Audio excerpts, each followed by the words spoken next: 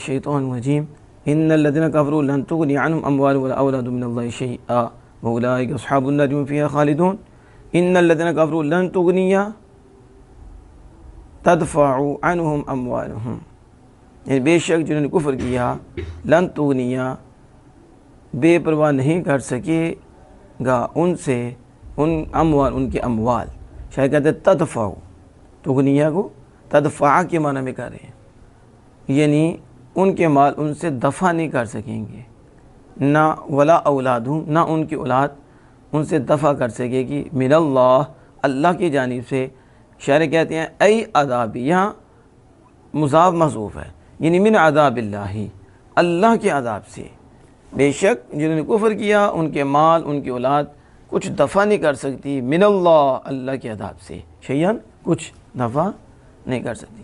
وخصہما بالذکر، یہاں مال اور اولاد، شاعر کہتے ہیں مال اولاد دونوں کو اللہ پاک نے ذکر سے خاص کر لیا، باقی چیزوں کا ذکر نہیں کیا، صرف یہ فرمایا کہ مال و اولاد ان کو کچھ فائدہ نہیں دے گی اور دور نہیں کر سکتی اللہ کے عذاب سے کچھ۔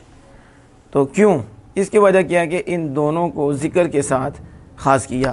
کہتے ہیں لِأَنَّ الْإِنسَانَ يَدْفَعُ عَنْ نَفْسِهِ تَارَةً بِفِدَاءِ الْمَالِ وَتَارَةً بِالْإِسْتِعَانَةِ بِالْأَوْلَادِ، کہتے ہیں اس لیے اللہ پاک نے ان دو چیزوں کو بطور خاص ذکر فرمایا کیونکہ انسان اپنے نفس سے کبھی مال کا فدیہ دے کر مال کا دفع کرتا ہے اور کبھی اولاد کے ذریعے مدد حاصل کر کے چیز کو دفع کرتا ہے، اس لیے بطور خاص ان دونوں کا ذکر فرمایا۔ تو جب یہ دو چیزیں نہیں فائدہ دے سکتی تو باقی کیا دے گی؟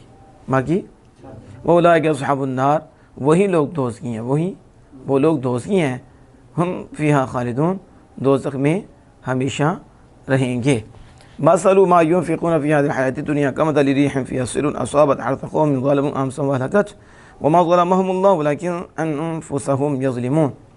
مثل، شاعر کہتے ہیں صفت، مثل صفت، اس کی صفت، اس کی کہاوت، ينفقون جو خرچ کرتے ہیں، شاعر کہتے ہیں یہاں فاعل اجل کفار، وہ کفار ہیں، یعنی اس کی صفت جسے کفار خرچ کرتی ہیں فی هذه الحیاۃ الدنیا، دنیاوی زندگی میں، فی عداوت النبی صلی اللہ علیہ وسلم، کس میں خرچ کرتی ہیں؟ دنیاوی زندگی میں وہ نبی اکرم صلی اللہ علیہ وسلم کی دشمنی میں خرچ کرتی ہیں، یا پھر صدقہ و نحوی اس جیسی چیزوں میں خرچ کرتے ہیں۔ کمثل ریح، اس کی طرح ہے، اس ہوا کی طرح ہے جس میں سرٌ، سخت سردی یا سخت گرمی ہے، کیا ہے؟ حر او برد شدید، شاعر کہتے ہیں سر حر، کیا ہے؟ سر حر، یہ ہے گرمی، شدید سخت، یا برد شدید سخت سردی۔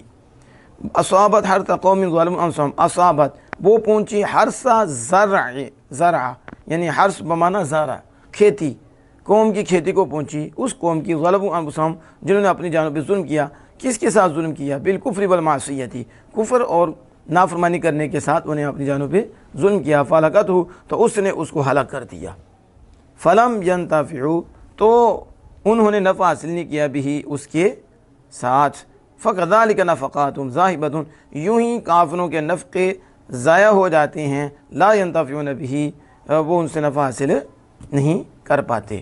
وَمَا ظَلَمَهُمُ اللَّهُ، اللہ نے ان پہ ظلم نہیں کیا، بِضِعَاءِ نَفَقَاتِهِمْ، کس کے ساتھ؟ شان نے یہاں عبارت موصوف نکالی کہ آپ ان کے نفقہ کے ضائع ہونے کے ساتھ اللہ نے ان پہ ظلم نہیں کیا، ولیکن وہ سمجھا، لیکن وہ اپنی جان پہ خود ظلم کرتے تھے۔ کیسے؟ بالکفر الموجب لضیاعها، اس کفر کے سبب جو ان کی یہ جو بلائیں خیرات تھی ان کے ضائع ہونے کا سبب ہے۔ واللہ تعالی علم بالصواب۔